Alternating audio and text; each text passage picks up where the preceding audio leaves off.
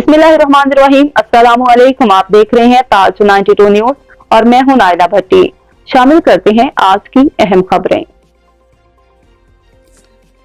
Administrator ज़िला council Karachi नूर हसन जोखियों ने कहा है कि अवामी निज़ामी खिदमत की सबसे ज़्यादा फ़ायदेयत ये होती है कि आम आदमी को जल्द रिलीफ मिले। बिला तफरीक हर यूनियन कौंसिल में काम खलूस नीयत से करवा रहे हैं, जिससे बेहतरी यहाँ हो रही है। जिस जगह मुझे काम करने का मौका मिला है वहाँ के मसाइल से मैं अच्छी तरह वाकिफ़ हूँ, इसलिए जो काम भी करवाते हैं वो 100% मेरिट के मुताबिक होते हैं। इस अंदाज से अमूर अंजाम देने में मुश्किलात ज़रूर पेश आती हैं, मगर जो भी स्कीम तकमील तक पहुँचती है वो अपने मसाइल आप होती है। इसमें हमारा कोई क्रेडिट नहीं, ये वो एतमाद है।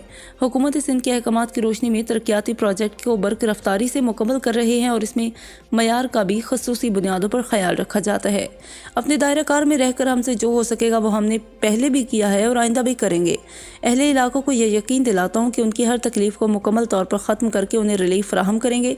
इन ख्यालात का इज़हार उन्होंने बिन कासिम ऑफिस में मुख्तलिफ वफूद से तबादला ख्याल करते हुए किया। इस मौका पर chief officer Ayaz Hamidullah Baloch, director sanitation Mushtaq Moto दीगर भी मौजूद थे।